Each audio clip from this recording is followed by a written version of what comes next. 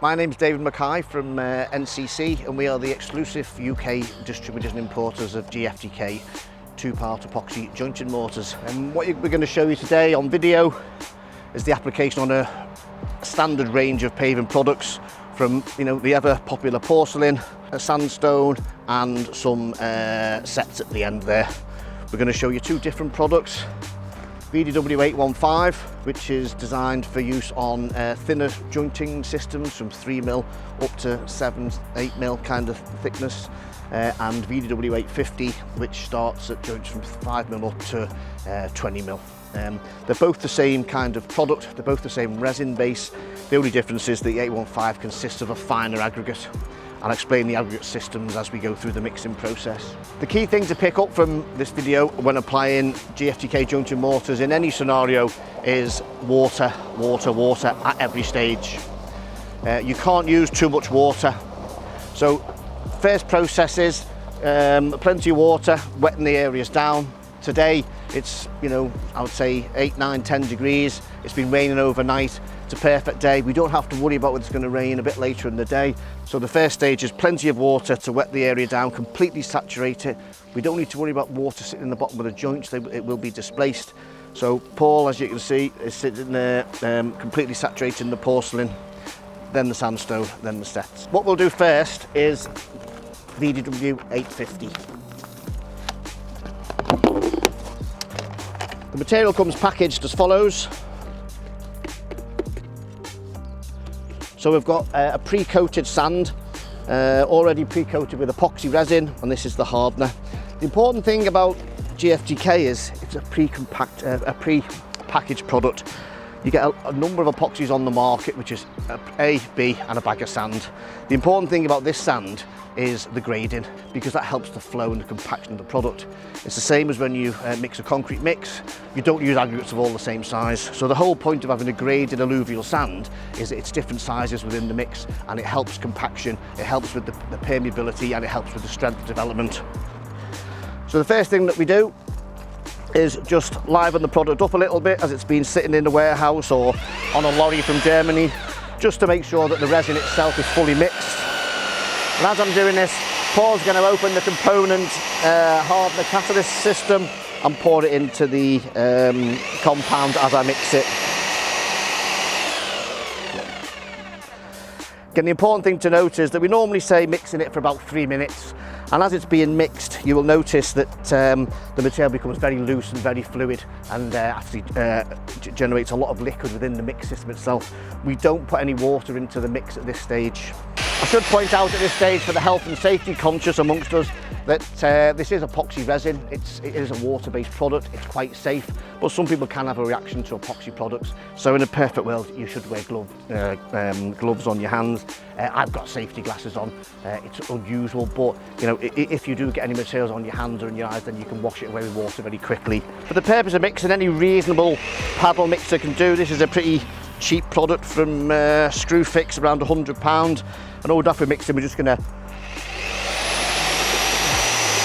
clean off the drill in a bucket of water, because if you leave it to cure, you won't get the material off. It's always reasonably sensible also to mix on a mixing station, because if you do get material splashing out on the paving that you're about to joint, then obviously it can stay there, leave a residue. On a day like today, we're not in a particular rush. It's quite cool. We've got plenty of working time. So on this area, these are just a cheap set of concrete kind of paving that we've actually put one of our colour enhancers on to bring out the colour. But in terms of whether you do it on porphyry, sandstone sets, granite sets, etc., it's all the same. So basically, initially, I'd say if you remember what I said to you, the key thing is water. So this is completely saturated. You can see the water pooling on the top. But as we pour this material straight onto the paving, Paul will immediately start applying water. We will then use a squeegee to help the material flow, but the point is the main mechanism of shifting the material around is water. So if we're in a large paving area, we don't want to pour the whole bucket out over there and shift it here. We'll pour it out, reduce the amount of work you need to do as you spread it across the surface. So in this one, nice and easy, we'll just pour it in the centre. That'll be plenty. Paul will continually keep that wet. You can see, I'm not just doing this to look cool, but it's a one, you know, it's not a heavy application. It flows, you can see the way it flows. The water's there to act as a bit of a gliding plane, prevent any issues with any residual resin on the surface. And it's just like grouting an indoor tile area, except it's all standing up. There's no need to self-compact the material.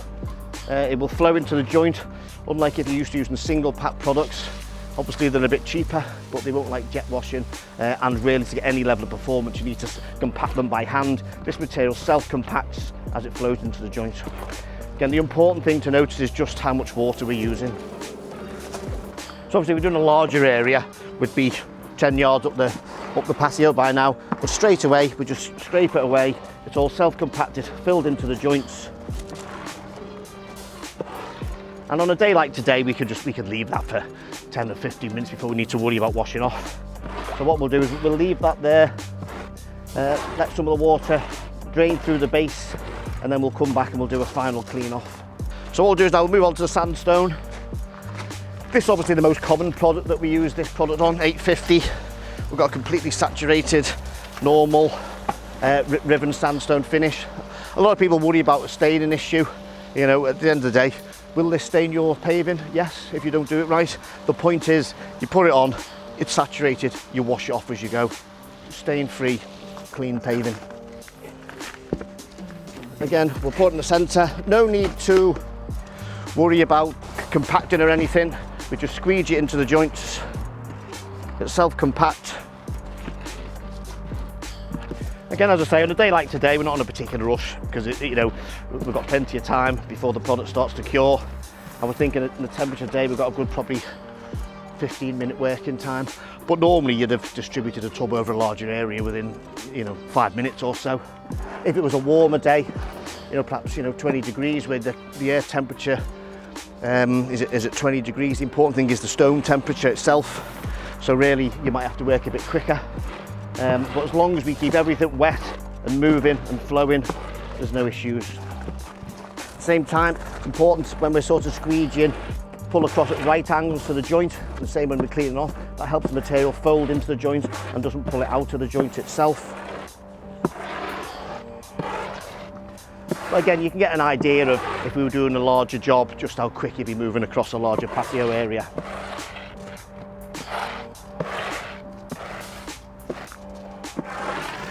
Most of your cleaning work will be done with the squeegee itself.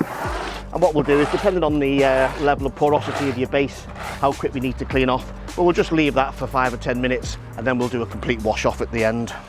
We now move to the porcelain, and we're going to use the 815 on this one. This one is actually, because we use these pallets quite a lot, this one's actually been pre-sealed with our porcelain protection product. 9 times out of 10 of jobs we do, we don't use a pre-seal on porcelain. People think there's a myth. Well, there's several myths in the landscaping industry that you can't seal porcelain. We're not talking about sealing it, we're talking about lining the pores so that it reduces the tendency to stain. Porcelain sort of 5 years ago, people like it stain free, you know, it doesn't pick up dirt. I mean, that's absolute nonsense. Porcelain is just as likely to stain as anything else, in fact even worse sometimes. So we're not talking about sealing it, we're just lining the micro pores and the fissures that all porcelain has. If we're using this product just as a safety measure, particularly when it's warm, it probably adds in material about 50p material cost and 50p in labour. So £1 to protect your porcelain when you're probably looking at porcelain being laid at 100 to 150 pounds a square metre, it's just peace of mind. If it's not particularly hot or warm, then we don't need to worry about this product. The system mixing material is the same. We've got the pre-coated resin and the hardener. Often what we tend to get is people who open the tubs, they might say, oh, it's got water in. But because it's a finer aggregate, it's not water, that's resin sitting on the surface, which is why normally with the larger aggregate, the resin sits at the bottom, which is why we mixed it earlier. With this one, it sits on the top because the aggregate is a finer, denser mix. But basically, it's not water, it's actually resin. And we go through the same process of just livening it up a little bit. Again, this product comes in a 10 kilo unit as opposed to a 25 kilo unit, mainly because when we come to finer joints or engineered granites or popular porcelain, you tend to be talking larger slabs with narrower joints that are shallower. So 10 kilos goes a lot further because of the joint dimensions and the size of the paving.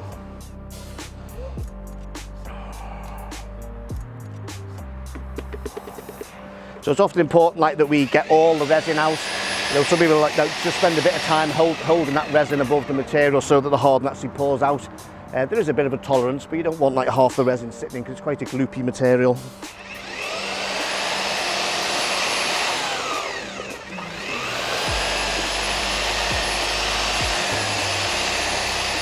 So again, we mix it with the drill and paddle on the mixing station, and we just give it a quick clean off for the paddle so it's clean for next time.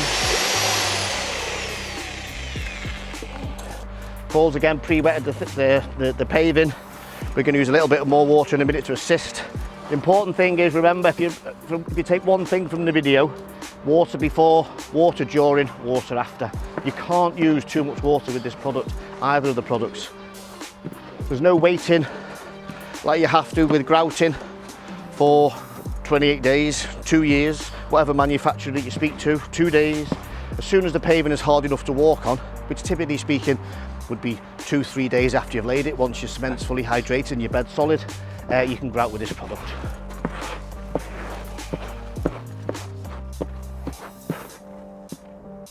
One of the things we get a lot of people talking about, a lot of the landscape blogs, is you shouldn't use permeable jointing mortars with non-permeable paving, and it is this product permeable? Yes, it is. There's no reason that you can't use a permeable jointed mortar on a semi-permeable base. And a 4-to-1, 5-to-1, 6-to-1 mix of concrete, sand and cement, cement-based paving material is permeable to one degree or another. Sandstone's permeable, concrete is permeable, so there's no issue. You know, we don't have a problem with freeze-thaw really in the UK. We don't live in Canada. We don't have a permafrost. The amount of water that will flow through these joints is nothing compared to the amount of water that will come through from the side of the paving. So we don't need to worry about the fact that it's not permeable. It's not permeable to the same extent that a single pack product is. The problem with a single pack product is that water will flow into the joint quicker than it can flow out the base. Therefore, water sits in the joint. The single pack product re-emulsifies. That's why they tend to go green very quickly, become very soft and friable. You can't jet wash them, etc. So this is a different type of technology to any single pack product on the market. With the tight joints, you do get a bit of settlement down because you get air pockets because the joint is quite tight. But we just come back, do a quick top up, let the material settle into the joint. And a little tip for some, you know, at the end of the day, this material has a life of which we wouldn't start squeegeing it, but often you find if you want to put a little bit onto your lid of the material there, once that begins to firm up, you could use that to point any edges, up stands, etc., any bits that have dropped. Ideally plug up your edges when you're doing larger areas so that you don't get any flow, it can be much quicker. So you can leave that just to firm up until it becomes a like putty type consistency that you can then use to any detailing around the edges. Again, slurry in, top up any missing areas that have dropped a little bit. And then what we'll do is we'll just leave the water sitting on top of there for it to sort of drain away a little bit, and then we'll come back and do a wash off.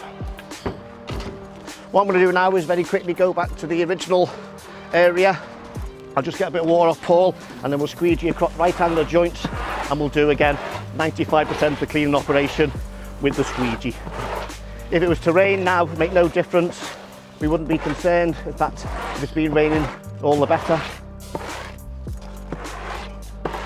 And then what we'll do is I'll swap places with Paul here. He'll get on the little squeegee.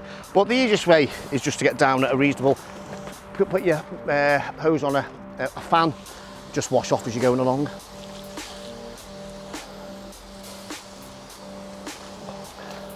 But now we can actually just do a final clean with a damp brush, just taking across anything that we're concerned about. I'd say emphasise, you can't use too much water. Same with the sandstone. We're just going to sort of, it's easier to wash the sandstone off because we can wash it across the joint, across the paving. Again, plenty of water. You notice we're washing it across the paving. We're not blowing it out the joints. And again, the same with the porcelain. Plenty of time, as I keep saying, on a day like today. It's a perfect day, quite cloudy, quite humid. It was wet overnight. So your paving will be nice and wet, ready to go. Again, important thing, just keep everything wet all the time. We've got perfectly jointed flush joints with a 2-pack epoxy material in wet weather, very fast, very easy, residue free, and gives you a jet washable finish. Because no matter what anybody says about you don't need to jet wash porcelain, people will jet wash it. The sandstone, again, very similar, probably the easiest application. You've got nice, tight, full joints, few grains of sand on there, but we're not going to get any residue sticking. We've moved them around 4 or 5 or 6, 7 times now with plenty of water. The last thing we would do is we'd leave that probably before you went home. You know, I always think jointing in the morning is the easiest. You give it a final brush off. But as long as when you're applying, you give it a total saturation before, during and after. So porcelain, sandstone, sets, depends on the product, depends on the joint width, but the process is the same, and water, water, water everywhere is the key.